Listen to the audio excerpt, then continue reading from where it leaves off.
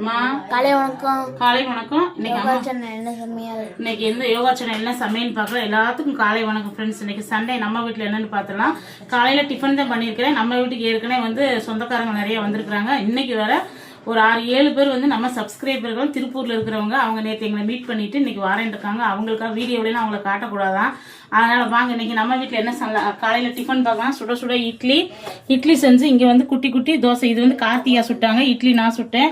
மாவு எப்படி தங்க இருந்துச்சு? சூப்பராக இருந்துச்சு. பஞ்சு மாதிரி. இங்கே வந்து தக்காளி சட்னி. இது வந்து நம்மளுடைய யோகாஸ் தக்காளி தொக்கு இருக்கு. இன்னைக்கு அவங்களுக்கு எல்லாத்துக்குமே இட்லி பொடி வேணுன்ட்டாங்க. அதனால இங்கே வந்து நம்ம நேற்று அரைச்ச இட்லி பொடி, எள்ளு சாதப்பொடின்னு சொல்லலாம். இது வந்து பிரண்டை சாதப்பொடி, பிரண்டை இட்லி பொடி. இன்னும் 3-4 பொடி இருக்குது. இவங்க இதே போது இன்னைக்கு நைட் 2 ட்ரை பண்ணாங்க, சூப்பராக இருந்தாங்க. இன்னைக்கு என்னென்ன வாங்கிட்டு வந்திருக்காங்கன்னு பார்க்கலாம். இன்னைக்கு வந்து தக்காளி, மாங்காய், வெங்காயம் எல்லாத்தையும் தக்காளி தொக்குக்கு இன்னைக்கு தக்காளி தொக்கு ரெடி பண்ணி. மீன் குழம்புக்கு வந்து எல்லாம் எடுத்து வச்சிருக்கிறேன். மீன் குழம்புக்கு எல்லாம் உரிச்சு வச்சிருக்கேன். அவங்க எல்லாம் வாரேன்னாங்களா, அதனால சரி செய்யணும்ல.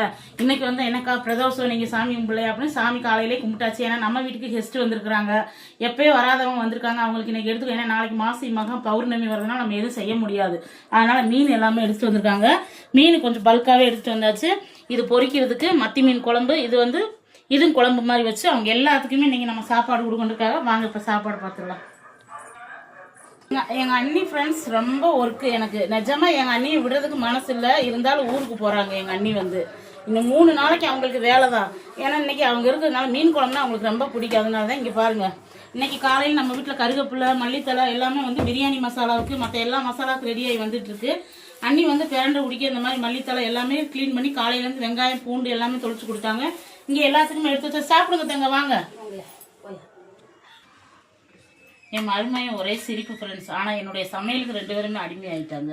எப்படி இருக்கு அத்தை சமையல்? நல்லா இருக்கா? சூப்பரா இருக்கா? இங்கே இட்லி எப்படி இருக்கு? இட்லி பொடி ஃப்ரெண்ட்ஸ். நிஜமா இந்த இட்லி பொடி நல்லா நானே அரைச்சது. இப்போ மிஷின்லாம் கொடுத்து அரைக்கிறதுல நம்ம மிக்சியில் எனக்கு வாங்கி கொடுத்துருக்குறாங்க. சூப்பராக அப்படியே நெருண்டு எப்படி இட்லி பொடி. அதுவும் இந்த பொடி தோசைக்கு செம்ம டேஸ்ட்டாக இருக்கும். பொடி தோசையெல்லாம் போட்டு சாப்பிட்டீங்கன்னா இட்லி பொடி வந்து அவ்வளோ அழகாக சாதத்தோட அணியை சாப்பிட்டுப்பா. சூப்பராக இருக்குமா? சூப்பராக இருக்கா? சூப்பராக இருக்கு. அதனால போக மாட்டீங்களா என்னை விட்டு? போக மாட்டேன். ஆமாம். அவ்வளோதான் ஃப்ரெண்ட்ஸ். சூப்பரான காலையில் நல்ல மல்லிகை பூவாட்டு இட்லி. அது எள்ளு பொடிக்கும் இந்த பிரண்டை பொடிக்கும் அவ்வளோ ஒரு டேஸ்ட்டு. மீதி 3-4 பொடி நம்மகிட்ட வந்து 7 வகையான இட்லி பொடி ரெடி ஆயிடுச்சு.